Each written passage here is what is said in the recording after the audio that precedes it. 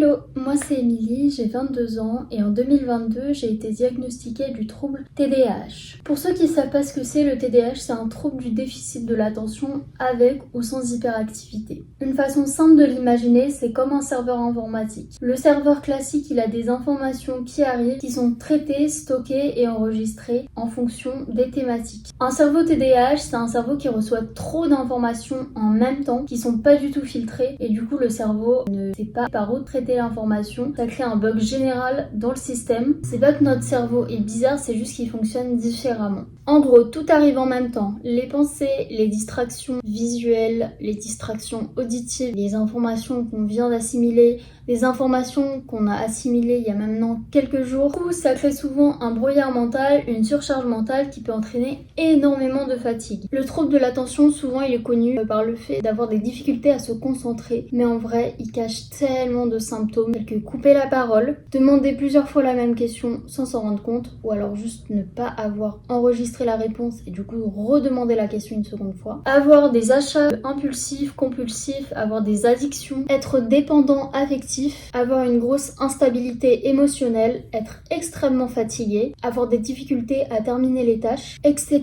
Vraiment j'en passe, mais en gros ça t'handicape au quotidien. Parce que du coup, tu peux vite culpabiliser, te sentir frustré, te sentir pas à la hauteur, être différent des autres, te sentir incompris. Voilà, si t'es pas diagnostiqué, tu peux te sentir très bizarre. Dans cette vidéo, je te donne mes 10 tips pour essayer de vivre au mieux au quotidien avec ce trouble de l'attention. Cette vidéo ne peut pas te faire poser un diagnostic, donc si t'as des doutes, va faire un test. Mais voilà, c'est pas avec les symptômes que je viens de citer que tu peux être sûr que t'as un trouble de l'attention. Le premier outil vraiment super important, qui m'aide au quotidien, c'est le timer. Je savais pas du tout que ça existait avant d'avoir ce trouble, mais en gros ça permet de délimiter le temps, d'avoir quelque chose de concret, de visuel devant ses yeux. Quand on est TDAH, souvent on a du mal à rester focalisé sur une tâche. On peut vite être distrait très facilement. On fait une tâche, tout de suite notre cerveau il part ailleurs, il pense à autre chose, il pense à ce qu'on va manger, il pense à ce qu'on va faire après, il pense à tout sauf la tâche à exécuter. Le timer il permet vraiment de faire comprendre au cerveau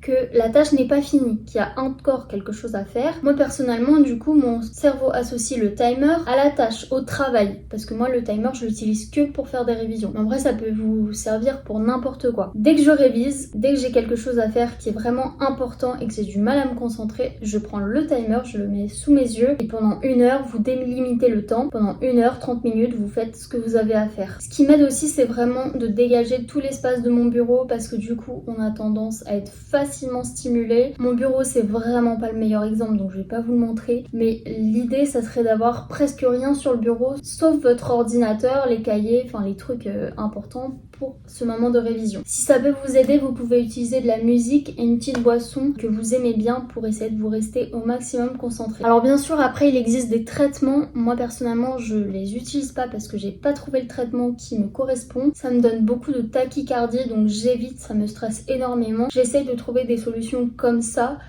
pour essayer de mieux me concentrer. Donc voilà, ça ressemble à ça. Vous délimitez le temps que vous voulez. Et donc ça vraiment, ça aide énormément. Mais même si vous n'avez pas de trouble de l'attention, si vous avez du mal à rester focus sur une tâche, ça peut vraiment vous aider. Donc ça permet vraiment de réduire la procrastination, de délimiter un temps précis, un temps clair. Ça fait un point repère visuel. Deuxième chose que j'utilise énormément depuis quelques mois maintenant et vraiment ça m'aide énormément, c'est le planning mensuel. Chaque mois je vais écrire tous les jours les choses importantes à faire, même des trucs basiques, aller au babysitting, aller en cours, je l'écris tous les jours, j'écris ce que je dois faire. Et donc ça me fait mon planning du mois. Ensuite je vais venir l'imprimer, le coller à côté de mon lit. Comme ça tous les jours je vais pouvoir relire, voir les éléments importants. Et si vraiment j'ai des événements très importants, des rendez-vous à ne pas oublier, je vais faire une autre feuille à la limite pour écrire ne pas oublier. Et vraiment le fait que je l'ai à côté de mon lit, ça me permet vraiment de relire la feuille, de revoir,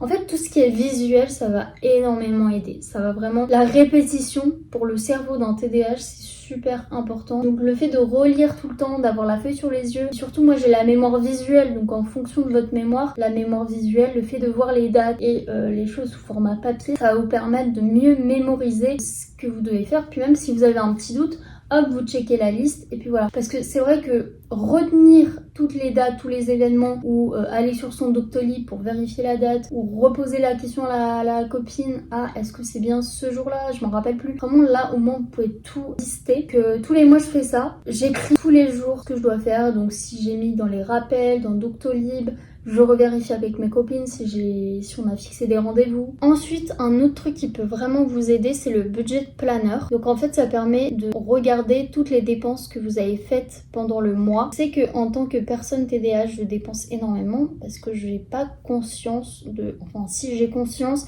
mais j'ai du mal à me contenir, j'ai du mal à ne pas acheter. J'ai vraiment cet achat compulsif, j'ai vraiment du mal à me frustrer, à ne pas le faire parce que parfois aussi l'achat ça permet de diminuer une phase un petit peu difficile. En fait tout de suite l'achat c'est un boost de dopamine et le cerveau TDAH il adore ça, la dopamine dès qu'il en a c'est super, c'est la fête pour lui. Donc d'avoir un budget planner ça permet de vraiment regarder toutes les dépenses qu'on a fait tout au long du mois et parfois en voyant ça on se dit ah ouais quand même j'ai dépensé 80 € là-bas, je sais pas vraiment si ça m'est vraiment utile, pourquoi j'ai fait cet achat, ça va permettre de nous remettre en question parce que c'est vrai que sur le coup de l'impulsion on se dit allez hop ça me fait plaisir, mais c'est vrai que après avec du recul quand on voit toutes les choses qu'on a achetées et le total que ça fait, parce qu'on se dit oh 5 € par-ci ça fait rien, sauf que 5 € par-ci, 3 € par-là, à la fin ça fait une somme qui peut piquer. Donc voilà, ça permet d'essayer de se gérer un petit peu mieux par rapport à ça. Après c'est vrai que là je suis pas le meilleur conseil à donner parce que moi-même j'ai du mal, j'y travaille encore beaucoup, mais déjà j'ai fait beaucoup d'efforts depuis que j'utilise ce budget planner. Ensuite ce que je peux vous proposer de faire c'est de faire des to-do list. Attention, je vous arrête tout de suite, les to-do list c'est pas une fiche qui va de là à là. Quand je parle de to-do list, je parle de to-do list réaliste, donc 2 voire 3 choses à faire maximum dans la journée. Pour une personne TDAH, rien qu'une tâche, ça peut prendre toute la journée voire une semaine. Déjà faites ces 3 choses là. Vaut mieux faire 3 choses bien et complètement que avoir 10 000 trucs et faire tout à moitié. Et à la limite, si vous avez fini de faire vos 3 trucs, si vous avez vraiment fini, à la limite là vous rajoutez. Mais mettre directement plein de choses à faire, franchement le cerveau tout de suite il va se démotiver. Enfin je parle pour moi personnellement, dès que je vois une liste trop longue, en fait je sais pas par où commencer, je sais pas quoi faire en premier et du coup j'abandonne en fait. Ensuite ce que je fais, donc comme je vous l'ai dit, quand on est TDAH on a de l'instabilité émotionnelle, nos émotions ne sont pas du tout stables, un coup ça va, un coup ça va pas, c'est un peu le ups and down. Donc du coup moi ce que je fais c'est de faire des courbes du mois. Tous les mois je fais la courbe des émotions, donc moi ça m'aide un peu à visualiser un petit peu comment se passe mes mois, est-ce qu'il y a eu des périodes où ça allait pas trop, pourquoi, pour quelles raisons, essayer de comprendre, est-ce que ça a un lien avec les phases du cycle ou est-ce que pas du tout. Enfin ça me permet un peu de visualiser, est-ce que c'est assez régulier, est-ce que c'est toujours au même moment. Donc je fais ma courbe, hop, pour la date, ça peut aller très bien, très haut, puis très bas d'un coup. Enfin, vraiment, essayer de voir un petit peu, puis à la limite, après, essayer d'en parler avec un professionnel s'il y a des choses qui nous questionnent. Alors, ensuite, un truc que je fais, qui peut paraître un peu bizarre, mais c'est d'écrire nos réussites dans un journal. En tant que personne TDAH, on a souvent tendance à oublier tout ce qu'on a fait de bien, on a tendance à se ruminer par rapport à des erreurs qu'on a pu faire. Voilà, malheureusement, notre cerveau aime bien trier que les informations négatives et toutes les bonnes choses qu'on a faites ont disparu. Donc l'avoir dans un carnet, ça permet en cas de mauvais mood ou de période de doute, de relire tout ce qu'on a fait de bien. Franchement ça fait du bien au cerveau parce que ça fait du bien au mental. Ensuite un autre truc super important, c'est de toujours mettre les endroits au même endroit. Je pense que ça vous avez dû l'entendre de multiples fois, mais vraiment c'est super important que le cerveau associe les endroits à un objet. S'il y a trop d'objets, trop d'endroits, trop d'accessoires, moi la première j'adore les accessoires donc c'est difficile, mais je sais que pour mon passe Navigo j'ai un seul et même porte-monnaie. Pour les petites pièces j'ai un seul et même porte-monnaie. Les clés toujours au même endroit et quand je sors de chez moi j'ai 3 trucs à me rappeler. Souvent vous avez 3 ou 5 trucs vraiment importants. Il y a des trucs on peut s'en passer, genre paquet de mouchoirs. Il y a des trucs vraiment on doit trop s'en rappeler, type téléphone, clé, passe Navigo. Moi à chaque fois que je sors chez moi, juste avant de fermer la porte, je me répète ces 3 trucs: clé, téléphone, passe Navigo. Maintenant c'est devenu une habitude, donc mon cerveau à chaque fois qu'il sort il associe à ces 3 éléments. C'est vrai qu'au début ça peut être compliqué quand on n'a pas l'habitude, mais à force le cerveau il va s'habituer et donc maintenant à chaque fois que je prends mon sac c'est il se répète en boucle, mais sans même que je m'en rende compte, que je vérifie dans mon sac, et si c'est bon, je pars, mais voilà. Alors ensuite, un truc que je peux vous conseiller de faire, et que je fais également depuis assez longtemps, c'est d'avoir un journal de gratitude, donc de reconnaissance, pour noter tous les trucs dont t'es vraiment fier, dont t'es vraiment reconnaissant, parce que en tant que personne TDAH, on a du mal à vraiment rester focalisé sur le positif comme je vous l'avais dit et d'être vraiment reconnaissant, de prendre le temps d'être reconnaissant de ce qu'on a dans notre vie. En vrai, quand on se pose, on prend le temps, on se dit ok, qu'est-ce qui va bien dans ma vie? Et là on se rend compte qu'il y a toute une liste pour les jours où vous avez des doutes sur vous-même ou des moments où vous n'êtes pas bien, de juste relire tout ce dont vous avez dans votre vie, parce que ça souvent on l'oublie. Donc vraiment avoir un gratitude journal, un journal de reconnaissance, ça peut vraiment vous changer le quotidien. Donc moi j'en ai un comme ça, je l'ai beaucoup utilisé, vous voyez il y a écrit la date 2023, maintenant je relis, j'ai déjà beaucoup écrit dans le carnet et franchement ça booste le moral et reprendre confiance en moi. Ensuite il y a également le journaling, donc c'est dans la même catégorie, c'est juste le simple fait de noter tout ce qui s'est passé durant la journée, tous les jours vous notez un petit peu. Voilà, on a tendance à penser qu'une journée c'est que travail, boulot, dodo, mais en vrai il y a toujours un petit moment dans la journée qui a dû te faire sourire, qui a dû te faire plaisir, un message d'une copine, un plat que t'as mangé, un truc que t'as vu dans la rue. Donc, moi ce que j'ai c'est celui-là, donc c'est un journal sur 5 ans et donc tous les jours j'écris un petit peu. Bon, c'est vrai qu'il m'arrive souvent d'oublier mais du coup après je me rattrape, mais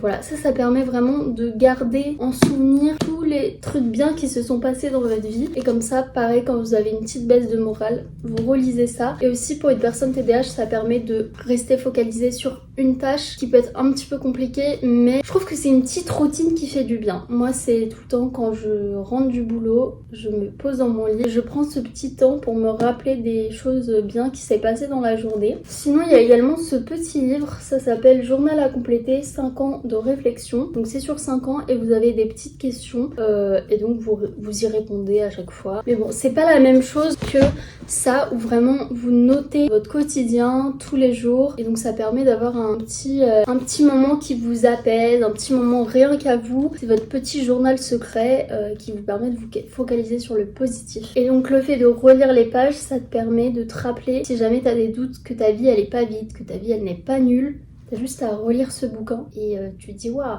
en fait ma vie elle est bien, ma vie elle est super même. Donc voilà, ça c'est pas mal, je l'utilise au quotidien.